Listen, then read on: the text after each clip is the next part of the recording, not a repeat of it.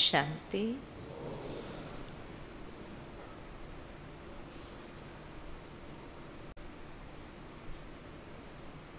बाबा ने हम सब बच्चों को इतने ज्ञान के अथाह रतन दिए हैं और ये रतन हमें इसीलिए मिले हैं ताकि इस रत्न के माध्यम से हम अपनी स्थिति को बहुत श्रेष्ठ और सुरक्षित रखें।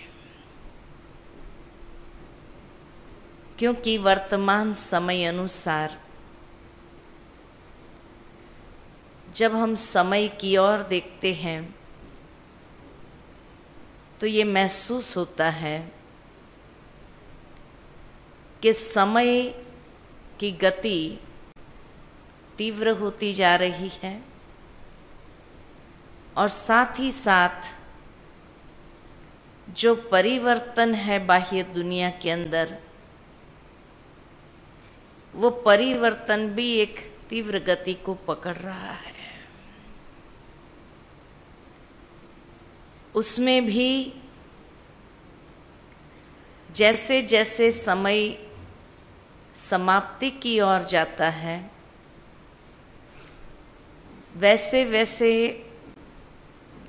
कई प्रकार के पेपर भी आएंगे, कई प्रकार की बातें भी आएंगी जो हमारी स्थिति को हलचल में ले आएंगी। और इसीलिए जब हमारा सारा पुरुषार्थ इसी के लिए है कि अंतिम समय तक हमारी स्थिति ऐसी बन जाए, अचल, अडोल, अविचलित,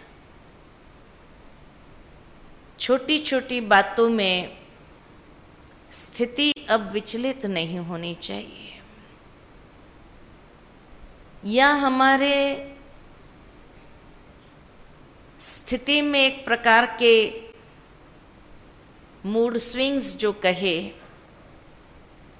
वो मूड स्विंग्स भी नहीं आने चाहिए।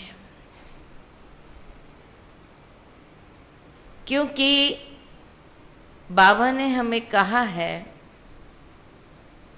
कि अंतिम समय जैसी हमारी स्थिति होगी वैसी ही हमारी गति होगी। और इसीलिए हमारा सारा पुरुषार्थ उसी बात को लेकर के रहता है कि कुछ भी हो जाए लेकिन हमारी स्थिति अविचलित रहे। तो अपने स्थिति को सुरक्षित रखने के लिए क्या करना चाहिए, किस बात का अभ्यास करना चाहिए? तो आज हम आपको 5 बातें बताएंगे कि जिस 5 बातों के माध्यम से हम अपनी स्थिति की सुरक्षा कर सके। सबसे पहली बात है कि हमारी स्थिति पर जो पहला अटैक होता है किसका होता है? पहला अटैक कहाँ से आता है? हाँ? पहला अटैक होता है देह अभिमान का। क्योंकि ये स्वाभाविक है कि दुनिया में जब होते हैं तो एक मैं और मेरेपन का भाव ये हमारी स्थिति को सबसे अधिक अटैक करता है। और इसीलिए इस अटैक से अपने आप को बचाने के लिए बाबा ने हमें बहुत सुंदर श्रेष्ठ स्वमान दिए हैं। और इसीलिए जब भट्ठी में आप आए हैं तो नेचुरल है कि हर रोज आपको स्वमान मिले, उसी स्वमान में सारा दिन स्थित रहने का अभ्यास भी करते हैं। उसमें जब स्थित होते हैं तो कई बातों से उपराम होना स्वाभाविक हो जाता है, और उसमें भी विशेष तेरे मेरे की बातें या और मैं और मेरे की बातों से हम सहज डिटैच हो सकते हैं। तो पहली बात यही है कि स्वमान इतना श्रेष्ठ मिला है, और उस स्वमान में जब हम स्थित हो जाते हैं तो धीरे धीरे अपने आसपास एक ऐसा ओरा तैयार करने लगते हैं। जो स्वमान मिला है खाली रिपीट करने के लिए नहीं, लेकिन प्रैक्टिकल उस स्वरूप में अपने आप को स्थित करने के लिए। और जब अपने आप को उस स्वरूप में स्थित करते हैं तो बहुत सुंदर एक स्थिति हमारी बन जाती है। तो ये स्वमान का अभ्यास खाली बट्ठी तक सीमित न हो। बहुत सुंदर लिस्ट बनाई हुई है कि स्वमान की लिस्ट क्या है। पूरी लिस्ट आप लोगों के पास भी होगी। अगर लिस्ट न भी हो तो बाबा की मुरली से, चाहे वरदान में चाहे स्लोगन में, हमें एक श्रेष्ठ स्वमान सारे दिन के लिए मिलता है। और अनुभव ये कहता है कि जिस दिन जो बातें आने वाली होती है उसी के लिए वो स्वमान होता है। और उस स्वमान का भी हम अभ्यास करें कि आज बाबा ने मुरली में हमें ये स्वमान दिया, उसका स्वरूप बनते जाए। तो जैसे जैसे स्वरूप बनते जाते हैं, महसूस हम ये करते हैं कि मानो कोई पेपर आया भी तो वो पेपर में हमें हमारी अवस्था को सुरक्षित रखने के लिए वो एक मैजिक का काम करता है, एक जादू का काम करता है। जिस तरह आप सबको ये अनुभव है कि मानो कोई बात को लेकर के उलझन हुई या कोई मन के अंदर सूक्ष्म में प्रश्न आया भी, तो उस दिन मुरली में वो जवाब मिलता है। जो मन के अंदर बात होती है ऐसा महसूस होता है कि बाबा ने आज इसका जवाब दे दिया। तो मन की बात के लिए अगर बाबा जवाब दे देता है तो क्या आने वाले घटनाओं के विषय में बाबा हमें सावधान नहीं करता होगा? और इसीलिए मुरली में उस दिन वही स्वमान, वही स्लोगन या वही कोई बात मुरली के अंदर ऐसी होती है जैसे कि हमारी भूमिका तैयार करती है, हमें संकेत देती है। और जब उस स्वमान को लेकर के हम चलते हैं तो वो जो घटनाएं घटती है और तुरंत स्मृति आ जाती है कि हाँ, आज बाबा ने यही तो बात कही मुरली के अंदर या वरदान के अंदर या स्लोगन के अंदर। और तुरंत एक अटेंशन आ जाता है, और अटेंशन आते ही सावधान। और उस स्वमान में अपने आप को स्थित कर देते हैं। कई बार ये भी महसूस किया होगा आपने कि चलो उस वक्त विस्मृत हो जाती है, वो बात। लेकिन जैसे ही वो समय पास हुआ कि तुरंत ध्यान आता है कि अरे बाबा ने तो पहले ही बता दिया था, हमारी विस्मृति हो गई, है ना। अगर स्मृति स्वरूप होते थे तो स्मृति स्वरूप होने से समर्थी ऐसी आ जाती थी कि ये पेपर में पास होना बहुत सहज हो जाता था।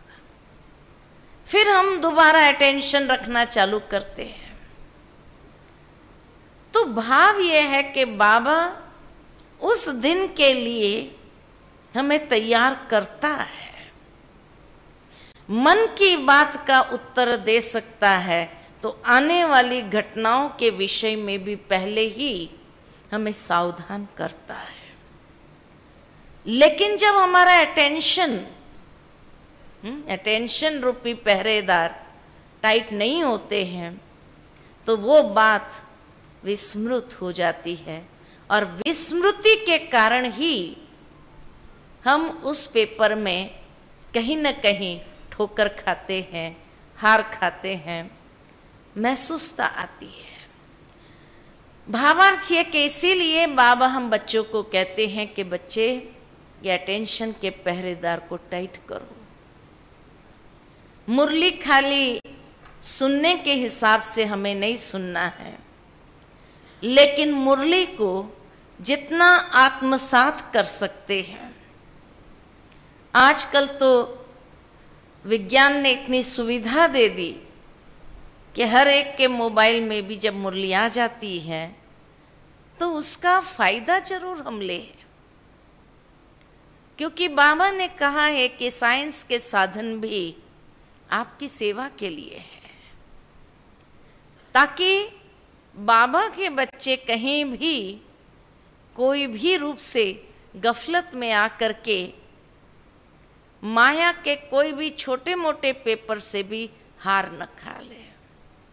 ये सुविधा बाबा ने हम बच्चों के लिए दी है, तो इसीलिए इस सुविधा का हम जीवन के अंदर लाभ भी ले और उसका अनुभव भी करें।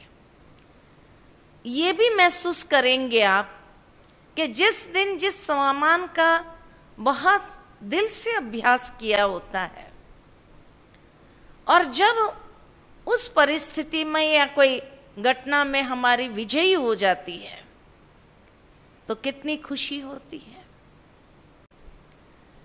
ये महसूस आती है कि हाँ बाबा हमारे साथ है। इसीलिए बाबा हमेशा कहते हैं कि बाबा की श्रीमत जो मिली होती है यही तो बाबा का हाथ है, और ये हाथ पकड़ करके जैसे जैसे हम चलते जाते हैं तो हार खाने का तो सवाल ही नहीं होता है, गिरने का या चोट खाने का सवाल ही नहीं होता है। कोई हमारी अवस्था को हलचल में ला नहीं सकते हैं। तो पहली बात हमारी स्थिति की सुरक्षा के लिए स्वमान, बहुत सुंदर बाबा ने हम बच्चों को स्वमानधारी बनने के लिए कहा, क्योंकि जो स्वमानधारी होगा वो उस स्वमान की सीट में जब सेट होता है तो उसके पैर मिट्टी में भी नहीं जाते हैं। मिट्टी यानी देह अभिमान की मिट्टी में ही नहीं होते हैं, तो नेचुरल है कि वो मिट्टी का अटैक हमारे ऊपर नहीं हो सकता है। दूसरी बात, दूसरा अटैक कहाँ से आता है? कहाँ से आता है? जो आज की दुनिया में बहुत कॉमन है। कहाँ से अटैक आता है हमारी स्थिति पर? हाँ, दूसरा अटैक हमेशा होता है व्यर्थ चिंतन या नेगेटिव चिंतन, पर चिंतन, वहीं से अटैक आएगा।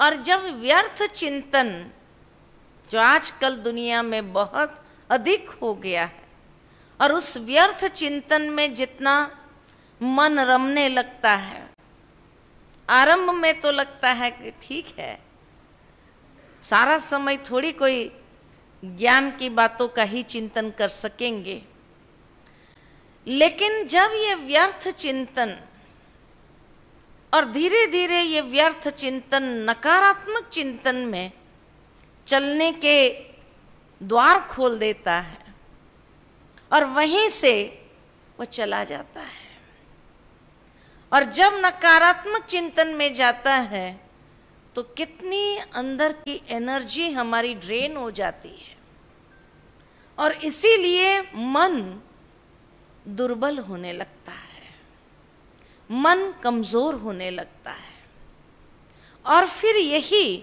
हमारी स्थिति पर अटैक करता है। तो इसीलिए बाबा ने हमें बहुत सुंदर साधन दिया, ज्ञान का मनन चिंतन, पॉजिटिव चिंतन, स्वचिंतन, शुभ चिंतन में रहे। ये स्वचिंतन, शुभ चिंतन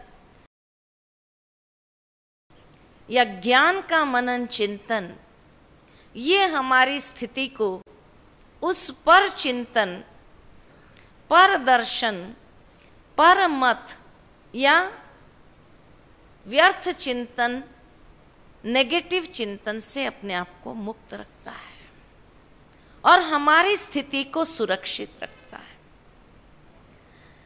जितना व्यक्ति ज्ञान का मनन चिंतन करता है और कुछ सोचने लिए नहीं है, कोई ना कोई पॉइंट को लेकर के हम अपने चिंतन को उस दिशा में ले चलें, उससे फायदा क्या होगा कि जब हम स्वचिंतन या ज्ञान का मनन चिंतन करते हैं तो उससे हमारे अंदर की थॉट एनर्जी एक वाइब्रेशन क्रिएट करती है। संकल्प हमेशा वाइब्रेशन क्रिएट करता है, और ये वाइब्रेशन इतने सकारात्मक और स्ट्रांग वाइब्रेशन होता है जो हमारे आसपास एक कवच तैयार करता है, शुभ चिंतन का, श्रेष्ठ चिंतन का। और ये जो कवच है वाइब्रेशंस का, पॉजिटिव वाइब्रेशंस का, वो हमारी स्थिति को सुरक्षित रखता है, क्योंकि ये एक ऐसा ओरा तैयार करता है, जैसे देवी देवताओं के चारों ओर एक प्रकाश का ओरा होता है, एक प्रकाश का प्रभामंडल होता है। ये प्रकाश का प्रभामंडल होता ही है वाइब्रेशंस का। और आज की दुनिया के अंदर द पावर ऑफ वाइब्रेशंस के ऊपर लोग रिसर्च कर रहे हैं, क्योंकि हर कोई ये महसूस करता है कि चिंतन से ही ये वाइब्रेशन जो क्रिएट हुआ, वो वाइब्रेशंस देखने का प्रयास करते हैं। हाँ, ये भी जरूर है कि आजकल की दुनिया के अंदर ऐसे कैमरास निकले हैं जिस कैमरास से वो फोटो भी खींच सकते हैं कि व्यक्ति के आसपास कौन से वाइब्रेशन का ओरा है, कौन से वाइब्रेशन का प्रभामंडल है। और बाबा की मुझे पहले की मुरलियाँ याद आती है कि बच्चे, लोग ऐसे साधन बनाएंगे जिसके माध्यम से देखेंगे कि आपकी योग की शक्ति कितना है। दुनिया के अंदर इसीलिए ज्ञान सरोवर में भी थॉट लैब बनाया है, और ये थॉट लैब ये बताते हैं कि आपके संकल्पों के गति के हिसाब से आपके संकल्पों की क्वालिटी क्या होगी। तो ऐसे ऐसे साधन निकलने लगे हैं जो आकर के, खास योगी जब हम अपने आप को कहलाते हैं तो योगियों के ऊपर ही ये प्रयोग करेंगे। और उस समय अगर हमारी स्थिति हलचल वाली होगी, बहुत ज़्यादा नकारात्मक या व्यर्थ चिंतन चलने वाली होगी, तो नेचुरल है कि वो जो वाइब्रेशंस वहाँ हमें दिखाई देंगे कंप्यूटर पर, हमें भी आश्चर्य होगा कि भाई इतने साल का योग और क्या अभी तक यही वाइब्रेशंस हमारे क्रिएट हो रहे हैं। तो कैसे हम दूसरों को कहेंगे कि हाँ योग से इतनी प्राप्ति है, योग से इतने फायदे हैं, क्योंकि जहाँ मेरे संकल्पों के ऊपर ही मेरा अधिकार अभी तक नहीं है, तो कैसे कहेंगे।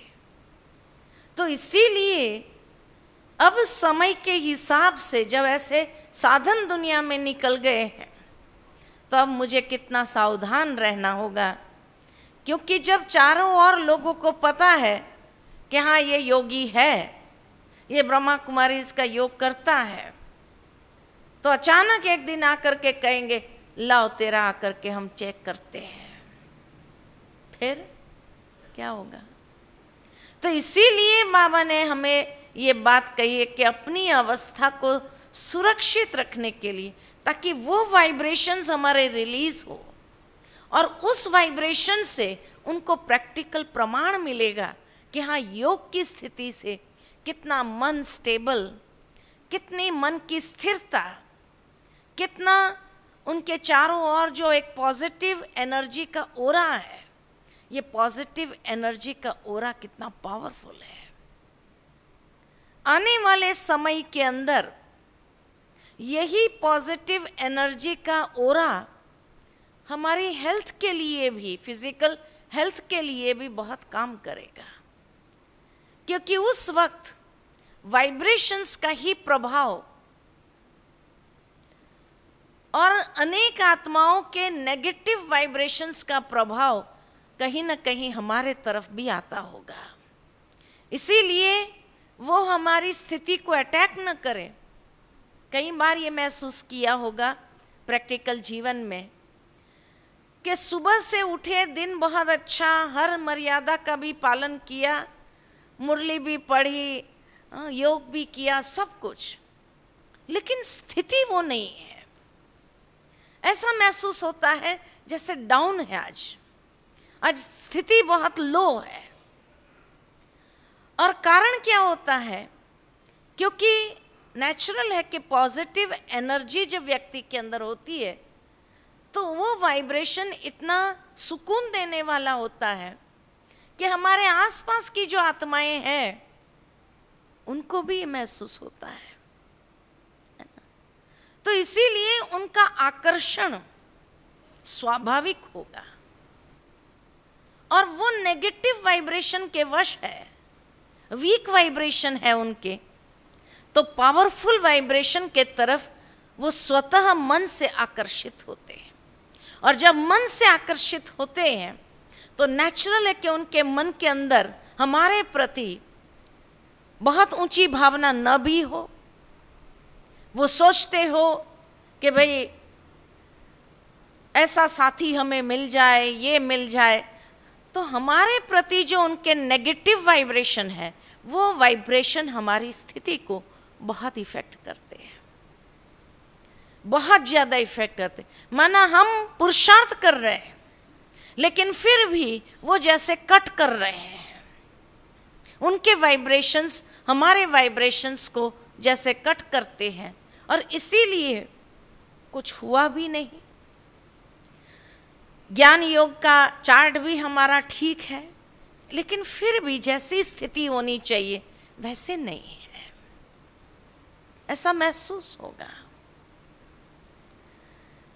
जैसे मुझे याद आता है कि स्वामी विवेकानंद के जीवन की बात है कि एक बार एक महिला ने जाकर उसको, माना रोज उसके प्रति सोचती थी, और स्वामी विवेकानंद ये बात को महसूस करते थे कि जैसे किसी के इम्प्योर वाइब्रेशंस मेरे स्थिति को अटैक कर रहे हैं। तब वो महिला एक दिन सामने जाकर कहती है कि मैं आपके आपको अपना जीवन साथी बनाना चाहती हूँ। स्वामी विवेकानंद ने कहा, क्यों भाई, क्या मिलेगा, मैं तो एक सन्यासी हूँ। तो उसने कहा कि नहीं, मैं ऐसा चाहती हूँ कि आपके जैसा अगर साथी हो तो जो संतान होंगी वो कितनी ऊंची होगी, हमारी जो क्रिएशन होंगी, हमारी जो संतान होंगी वो कितनी ऊंची होंगी, कितनी श्रेष्ठ होंगी। तो स्वामी विवेकानंद ने कहा, इतना टाइम वेट करना बहुत लंबा समय है, तुम एक काम क्यों नहीं करती, मुझे ही अपना बच्चा समझ ले, शादी करे, साथी बनूं, उसके बाद बच्चा पैदा हो, वो बच्चा बड़ा हो और उसके बाद वो नाम करे, बहुत लंबा समय हो गया। तुम एक काम कर, मुझे ही अपना बच्चा बना ले, एडॉप्ट कर ले चाहे तो, और एडॉप्ट करके मेरी माँ बन जा तू, लेकिन मेरे प्रति ऐसे इम्प्योर वाइब्रेशंस को जनरेट मत कर, क्योंकि वो मेरी स्थिति को कहीं ना कहीं नीचे लाने के लिए निमित्त बनती है। भावार्थ ये कि इस तरह से जब हम समाज में रहते हैं तो नेचुरल है कि जो पॉजिटिव एनर्जी हमारे अंदर होती है, उस पॉजिटिव एनर्जी के प्रति जब हमारा ध्यान कम होता है तो बाहर के नेगेटिव वाइब्रेशंस अटैक जरूर करेंगे और हमारी स्थिति को कहीं ना कहीं डाउन करेगी। और उस समय हमें महसूस नहीं होता है कि क्यों, पता नहीं आज मूड ही नहीं आ रहा है, या सब कुछ करने के बाद भी पता नहीं क्यों मेरे अंदर जो एक उमंग उत्साह था, मेरा उमंग उत्साह के पंख जैसे किसी ने काट दिए हो। तो स्थिति डाउन होना स्वाभाविक है। इसी तरह परिवार के अंदर, माता पिता के अंदर भी ये संकल्प चलता है, चाहे माता पिता के अंदर संकल्प चलता, चाहे किसी और का संकल्प चलता, किसी और का आकर्षण होता है और वो मेरी स्थिति को भी डाउन करने के लिए निमित्त बन जाती है। इसीलिए बाबा कहते हैं, बच्चे जितना श्रेष्ठ चिंतन, स्वचिंतन, शुभ चिंतन, ज्ञान का मनन चिंतन हमारा चलता रहेगा तो एक बहुत पावरफुल एनर्जी, पॉजिटिव एनर्जी हम अपने चारों ओर ऐसा कवच तैयार कर देंगे जिसमें हमारी स्थिति सुरक्षित रहती है। तो ये दूसरा तरीका, पहला है स्वमान, दूसरा है शुभ चिंतन या स्वचिंतन, तीसरा स, पांचों बातें स से हैं। तो तीसरा स है संतुलन। संतुलन, जीवन को बैलेंस से चलाना बहुत आवश्यक है। अगर बैलेंस नहीं रहा, अगर बैलेंस बिगड़ गया तो बैलेंस बिगड़ने से भी जब एक तरफ हम हो जाते हैं, अर्थात इम्बैलेंस क्रिएट हुआ, तो वो इम्बैलेंस भी हमारी स्थिति को डामाडोल जरूर करेगी। इसीलिए स्व और सेवा का बैलेंस हो। जो भी बैलेंस बाबा ने बताए हैं हम सबको, चाहे रमणीकता का, गंभीरता का बैलेंस, लव एंड लॉ का बैलेंस, भौतिकता आध्यात्मिकता का बैलेंस, जीवन के अंदर ये बैलेंस बहुत आवश्यक है।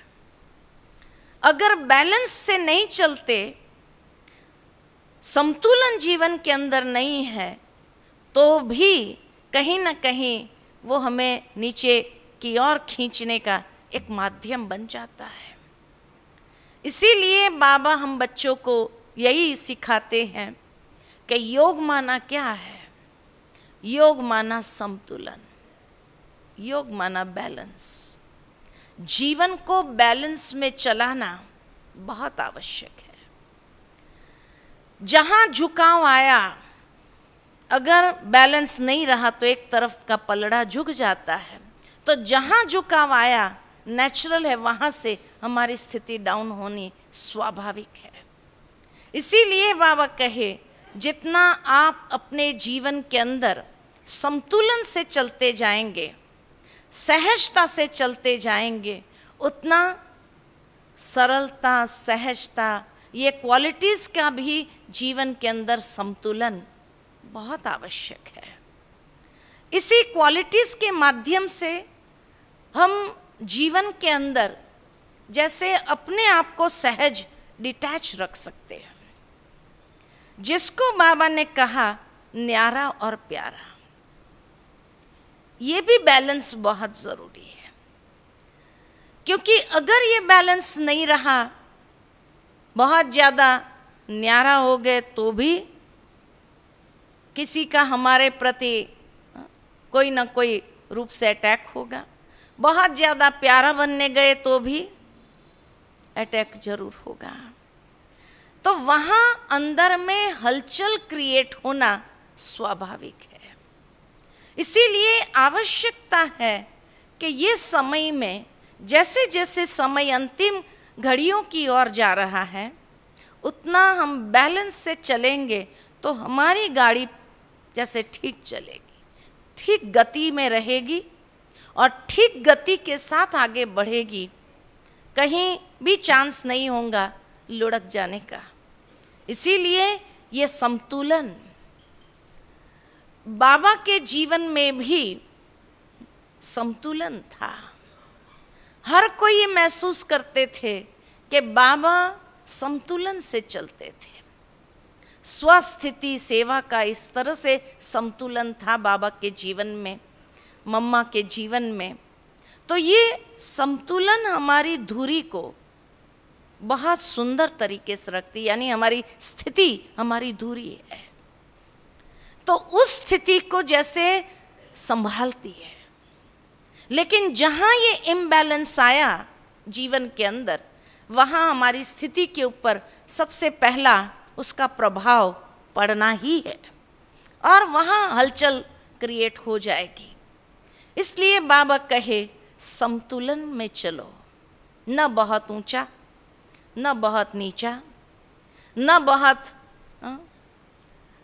न्यारा, न बहुत प्यारा, लेकिन बैलेंस से जब हम चलते हैं इस ब्राह्मण जीवन में, बैलेंस रख करके चलना बहुत आवश्यक है। ये बैलेंस ही हमारे जीवन को हमेशा सुरक्षित रखती है। बातचीत करने में भी बैलेंस हो, जो भाषा का प्रयोग हो रहा है उसमें भी हमारी एक रूहानियत या रॉयल्टी अंदर बनी रहे। और जब हमारे अंदर ये बैलेंस होगा तो सामने वाला भी उसी रिस्पेक्ट के साथ आकर के बातचीत में रहेगा। इसीलिए कहा कि ये बैलेंस अनेक आत्माओं के लिए अंदर भी बहुत सहज एक श्रेष्ठ भाव पैदा करती है, एक सम्मान का भाव स्वतः पैदा करती है। और हमें जीवन के अंदर यही स्थिति को बनाए रखने के लिए बहुत आवश्यक है ना। तो इसीलिए आवश्यकता है कि हर बात का, हर वैल्यूज़ का भी बैलेंस हो, हर शक्ति का भी बैलेंस हो। बाबा की एक मुरली मुझे याद आती है कि जब बाबा ने कहा कि बच्चे ये अष्ट शक्तियों का बैलेंस, कई बार बाबा बताते हैं कि सहन करना, सामना करने का भी बैलेंस हो। कहाँ सामना करना, कहाँ सहन करना है, निर्णय और परखते हुए निर्णय करना, उसका भी बैलेंस चाहिए। तो ये क्वालिटीज़ का जितना हमारे जीवन के अंदर संतुलन होगा, बैलेंस होगा, हमारी जीवन की गाड़ी बहुत सुंदर चलेगी। हमारी स्थिति हमेशा हर प्रकार के प्रभाव से मुक्त रहेगी, नहीं तो वो प्रभाव कहीं ना कहीं हमें खींचते जाएंगे, एक ऐसे बहाव के तरफ ले जाएंगे।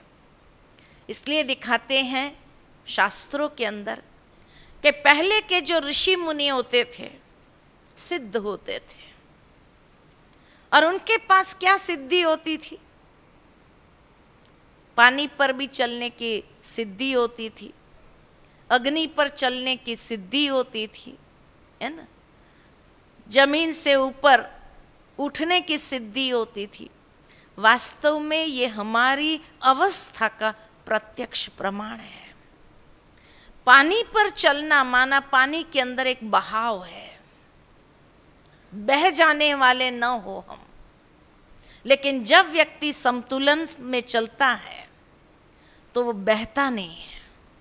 कई बार देखते हैं कि कई लोग भावनाओं में बह जाते हैं, और जब भावनाओं में बह गए तो भी क्या होता है, अंत में जीवन ही खत्म हो जाता है, योगी जीवन ही खत्म हो।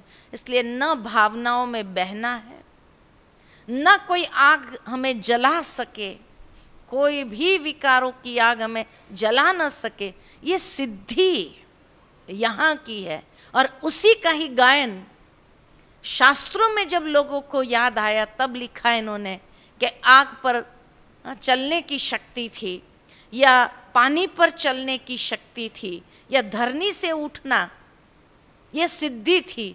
माना देह अभिमान की धरनी हमें नीचे नहीं खींच सकती थी, उससे ऊपर सहजता से हम रहते थे। ये तो योगी जीवन है, यही तो योगी जीवन है।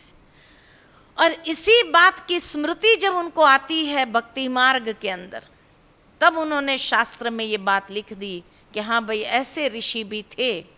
तो बाबा ने इसीलिए जो हमें टाइटल दिया है कि तुम राज ऋषि हो। राज ऋषि इसीलिए कहा, राज भी है, ऋषि भी बैलेंस, न्यारा भी है, प्यारा भी है, बैलेंस। तो राज ऋषि के अंदर एक बेहद का वैराग्य भी होता है, और बेहद के वैराग्य के साथ साथ रहना भी उधर ही है। ये भी बाबा ने हम बच्चों को बैलेंस में चलना सिखाया। अगर हम अपने स्थान के ऊपर बैलेंस में नहीं चले और वहाँ से भागने का प्रयत्न किया, जहाँ भी गए वो बैलेंस अगर आया नहीं, वो कला नहीं आई जीवन के अंदर, तो वहाँ पर भी भागने के बाद भी वहाँ भी बहाव में जाना, अग्नि में जलना, यह अनुभव होगा। इसीलिए हम जहाँ है, जिस स्थिति में है, वहीं इस बैलेंस के माध्यम से इस सिद्धि को इस योगी जीवन के अंदर अनुभव करें। तो बैलेंस बहुत आवश्यक है। बिना बैलेंस के योगी जीवन नहीं, है ना। चौथी बात, संतुलन के बाद साइलेंस। कई चीजों में बाबा जैसे कहते हैं, बच्चे मुख में मुलरा डाल दो। मुरली में कई बार हम सुनते हैं, मुख में मुलरा डाल दो बच्चे। हमें किसी के साथ भी आर्ग्यूमेंट में नहीं जाना है। कोई कुछ कह, क्योंकि वहां से ही हलचल क्रिएट होगी। क्योंकि जहां पर भी उन्होंने अपनी वाक शक्ति से अगर मुझे किसी बात के लिए ऐसा चुप कर दिया, तो हलचल होगी अंदर में कि नहीं होगी।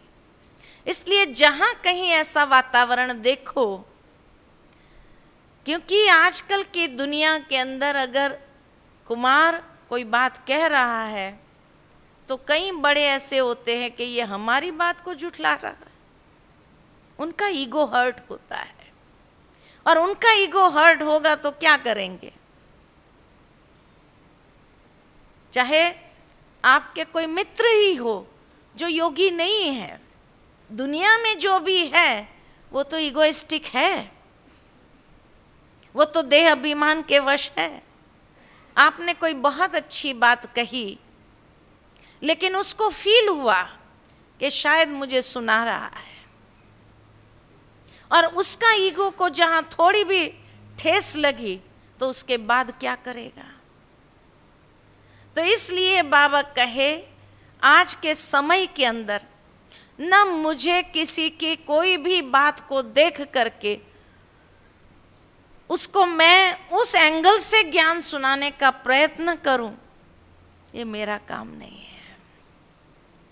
क्योंकि जहां उनको ये चोट के रूप में महसूस होगी तो वो भी हमारी स्थिति को डाउन करने में, खींचने में, नीचे ले आने में कोई कसर नहीं छोड़ेगा। इसीलिए जहां आपको ऐसा लगे, साइलेंस को अपनाओ। अंतर्मुखी सदा सुखी, बाह्यमुखी सदा दुखी। अंतर्मुखी हो जाओ, कछुए की तरह अपने आप को समेट लो। आजकल की दुनिया में फैशन है कछुआ भेंट करने की। फेंग शुई के हिसाब से कछुआ भेंट करते हैं। किस लिए? कहते गुड लक आता है। उस कछुआ की लेन देन करने से गुड लक आया या नहीं आया मालूम नहीं, लेकिन बाबा ने जो हम बच्चों को कहा कछुआ बन जाओ, तब गुड लक जरूर आएगा। देने से नहीं आता, बनने से आता है। और इसीलिए बाबा ने मुझे यही कहा, अपनी इंद्रियों को इस तरह से संकीर्ण लो, इस तरह से डिटैच हो जाओ, अंतर्मुखी हो जाओ। अंतर्मुखी सदा सुखी, बाह्यमुखी सदा दुखी। बहुत ज़्यादा जब वाचा में आ जाते हैं, अपनी साइलेंस की स्टेज से हम नीचे उतर करके अधिक वाक शक्ति में आ जाते हैं, तो नेचुरल है कि हमारी स्थिति गड़बड़ जरूर हो जाएगी, क्योंकि अटेंशन कम हो गया। और वहाँ पर अगर कोई व्यक्ति का अहम को ठेस लगा, वो आपको ठेस पहुँचाने का प्रयत्न करेंगे। और उस वक्त भी हम अंतर्मुखी नहीं बने, साइलेंस के साधन को, साइलेंस के कवच को नहीं अपनाया, तो वो हमारा भी अपमान करने में, और अपमान हुआ ये महसूस हुआ, तो स्थिति क्या हो जाएगी? स्थिति सुरक्षित रहेगी या वो स्थिति फिर उसका प्रवाह कितना दिन तक चलेगा? इसीलिए बाबा कहे जहाँ पर भी आप देखो वहाँ पर साइलेंस, तू सही है। बड़ी दादी जी हमेशा कहती थी, हार मानी बच गए। यही तो हारमोनी क्रिएट करने का तरीका है कि भाई तू सही है। इतना बोलने में हमारा क्या जा रहा है? लेकिन अगर उसका ईगो सुरक्षित रहा तो हमारी स्थिति भी सुरक्षित है। भाई तू सही है, तू सही। किसी के साथ भी हमें कोई आर्ग्यूमेंट में जाने की आवश्यकता नहीं है। और इसीलिए जब आर्ग्यूमेंट में जाना नहीं है ना, तो हम अपने आप को ठीक रखें, क्योंकि यही समय है ठीक रखने का। साइलेंस को अपनाओ, सुखी हो जाओ।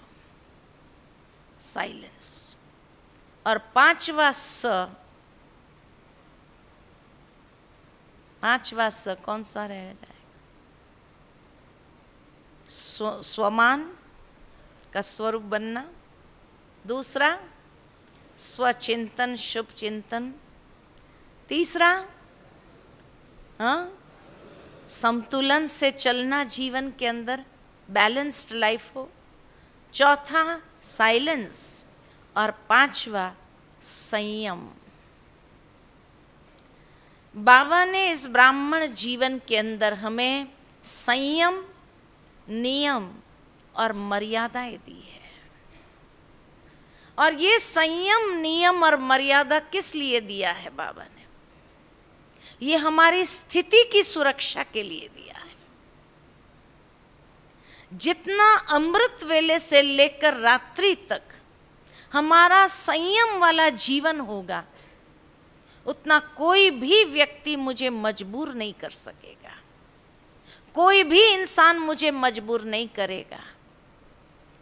लेकिन जहाँ संयम नहीं है, थोड़ा भी हम संयम, नियम, मर्यादाओं में हल्के हुए कि तुरंत कोई ना कोई उसी बात को पकड़ करके हमें मजबूर करने का प्रयत्न करेगा।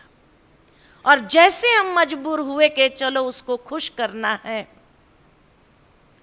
बाबा ने ऐसे थोड़ी कहा है। यानी बाबा की बात को भी जैसे ही हमने ट्विस्ट किया, उस संयम के लिए खास करके, वहाँ फिर बाबा मेरे लिए रिस्पॉन्सिबल नहीं रहता है, क्योंकि मैंने वो बाबा का हाथ छोड़ा। इसीलिए तो बाबा ने हम बच्चों को ऐसी ऐसी श्रीमत दी है। ये श्रीमत ही तो हमें सुरक्षित रखती है, चाहे संयम के रूप में हमें दिया हुआ है कि बच्चे ये संयम के साथ चलो, इस संयम को अपना करके चलो। जहां उस संयम के साथ, संयम में बहुत बड़ी ताकत होती है।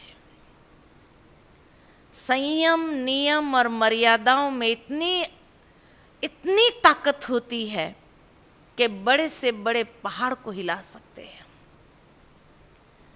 और उसमें प्राप्ति भी बहुत अधिक होती है।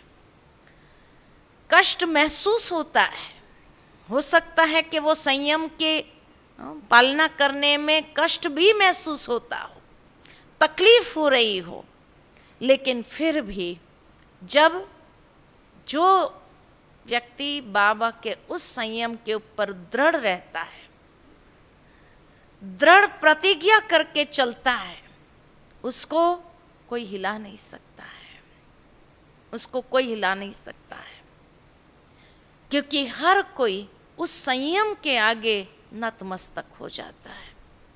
कई लोग उस बात को अप्रिशिएट करने लगेंगे कि इतनी छोटी सी एज में, ऐसे कलयुग के अंदर ऐसा संयम रखा है।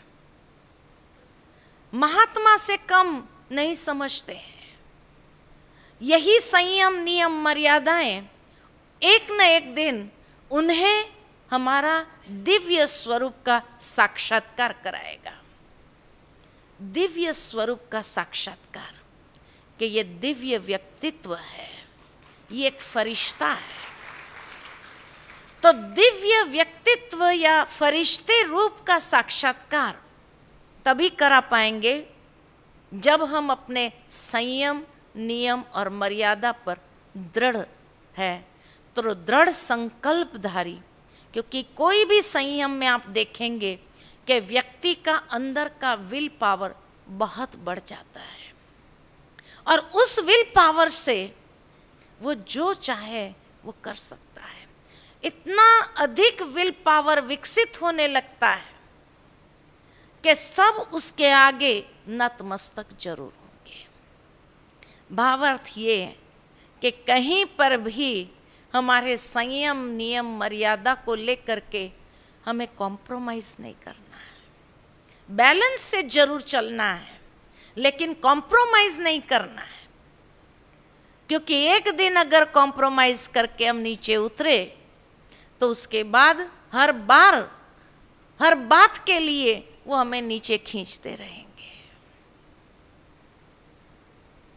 इसीलिए बहुत सुंदर बात कल मैं वहाँ ऊपर ज्यूरिस्ट विंग में भी बता रही थी कि कई बार कई संयम ऐसे होते हैं कि आरंभ में हमें कष्ट महसूस कराती है, उसके बाद धीरे धीरे उसमें हम डल जाते हैं, फिर हमें कष्ट महसूस नहीं होता है।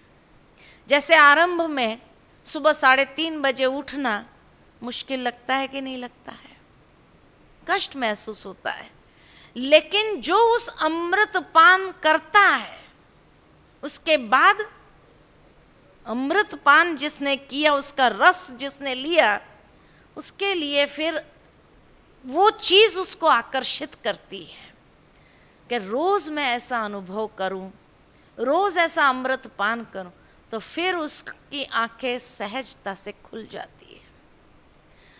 शुरू में थोड़ी दिक्कत हुई, कष्ट महसूस हुआ, लेकिन प्राप्ति अमृत के बराबर थी।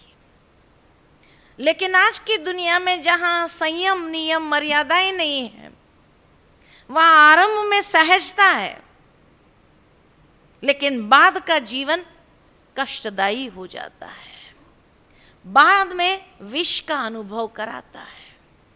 इसीलिए पहले कष्ट हो और फिर अमृत की प्राप्ति हो, या पहले सहजता हो, अमृत जैसा हो, और बाद की जीवन विष वाली हो, उसके बदले बाबा ने इतना सुंदर हमें ये कवच दिया है, और इस कवच को ओढ़ते हुए, पहन करके चलते हुए जितना उसमें दृढ़ संकल्पधारी हम बन जाते, तो जहाँ दृढ़ता है वहाँ सफलता अनुभव होती है। हर कदम में सफलता सहज अनुभव होती है। और ये बात भी मैं अनुभव के आधार पर कह रही हूँ। इसीलिए कहा कि कई बार कई लोग हमारे पास भी आते हैं, बहन जी ये तकलीफ होती है, ये ऐसा होता है। मैं उनको एक ही बात कहती हूँ, देखो भाई, अगर आप मुझसे ये कहलवाना चाहते हैं कि ठीक है ये छोड़ो, आप अपनी रीति से, मैं ये बोलने वाली नहीं हूँ। क्योंकि बाबा ने जो कुछ हमें नियम मर्यादाएं दी है, सोच समझ करके दी। क्या बाबा को पता नहीं था क्या कि किसमें हमारी स्थिति की सुरक्षा होगी? और इसीलिए अगर आप सोचते हैं कि बहन जी थोड़ा सा भी बोल दे के अच्छा ठीक है, बाबा की याद में रह के खा लेना, ये नियम तोड़ देना, भले हाँ उसमें कॉम्प्रोमाइज़ कर लो, तो मैंने कहा कि उस बात के लिए मैं जिम्मेवार हो जाती हूँ। मैं जिम्मेवार हो गई ना, और उसके कारण जो कुछ भी हुआ तो कितनी बड़ी एक बोझ कहो या एक जिम्मेवारी हमारे ऊपर। जब बाबा ने कहा है, समझदार है, और जो समझदार है वो समझ करके चलते हैं, है ना। और अगर वो समझते हैं भाई मेरे से नहीं हो रहा है, बहुत मुश्किल है, तो आप खुद जिम्मेवारी लो अपने जीवन की, किसी और को जिम्मेवार मत बनाओ, किसी और को जिम्मेवार मत बनाओ कि भाई हमारे मर्यादाओं को तोड़ने के लिए आप हमारे साथ 50-50 पार्टनरशिप कर लो। ये तो हम करने वाले नहीं हैं। तो इसीलिए मैं हमेशा यही बात कहती हूँ कि बाबा ने जो हम बच्चों को नियम मर्यादा संयम दिए हुए हैं, वो बहुत आगे चल कर के कल्याण का रूप लेगा, जो आज भले हमें दिखाई नहीं देता है, लेकिन वो आगे चल कर के बहुत कल्याण का भाव लिए हुए हैं, और हमारी स्थिति को बहुत बड़ी हलचल से सुरक्षित रखने के लिए हैं। शायद आज मुझे पता न चले, लेकिन आगे चल कर के मुझे एहसास होगा उस बात का, और उस समय अंदर से यही निकलेगा, थैंक्स बाबा, आपने पहले से हमें इस नियम के बंधन में बांधा था, तो मेरे जीवन के अंदर कितनी सुरक्षित स्थिति में अपनी रख सका, उस समय ये महसूस होगा। इसीलिए संयम, नियम, मर्यादाएं, बाबा ने हर संयम, नियम, मर्यादाएं जो भी दिया है उसके पीछे बहुत कल्याण का भाव है, और जो उसको पकड़ते हुए चलता है वो बाबा की मदद को भी बहुत सहज अपने जीवन के अंदर अनुभव कर सकता है। तो इसीलिए हमारी स्थिति को सुरक्षित रखने के लिए ये 5 स हमेशा याद रखें। जो स्वस्थिति के रक्षक है वही वास्तव में यज्ञ रक्षक बन सकता है। वो जहां भी होगा, जिस भी कंडीशन में होगा, लेकिन वो यज्ञ रक्षक ही होगा, है ना। तो इसीलिए ऐसे बाबा के बच्चे हमें बनना है कि हम अपनी स्थिति की रक्षा करते हुए यज्ञ रक्षक, बाबा ने ये जो ज्ञान यज्ञ रचा है, उस ज्ञान यज्ञ के भी रक्षक हम बन करके चले, भले रहे कहाँ भी, लेकिन बेहद का ये यज्ञ है। खाली मधुवन को यज्ञ नहीं कहा जाता, ये बेहद का यज्ञ है जो विनाश ज्वाला प्रज्वलित करने वाला है। तो वो कहाँ भी होंगे, सारे वर्ल्ड के अंदर ये बाबा ने यज्ञ रचा है, और मैं उस यज्ञ का एक हिस्सा हूँ।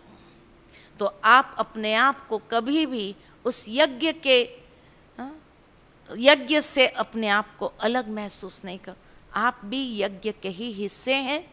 तो जो स्वस्थिति की रक्षा करता है वो यज्ञ के रक्षक स्वतः बन जाते हैं। उस यज्ञ के अंदर कभी कोई विघ्न रूप बन नहीं सकते हैं। तो स्वस्थिति के रक्षक हमें बनना है। पेपर जरूर आएगा, बातें जरूर आएगी, अनेक प्रकार से बातें आएगी, लेकिन फिर भी दृढ़ता जहाँ है वहाँ सफलता समाई हुई है। और बाबा के आशीर्वाद के छत्र छाया आप हमेशा अपने ऊपर महसूस करेंगे।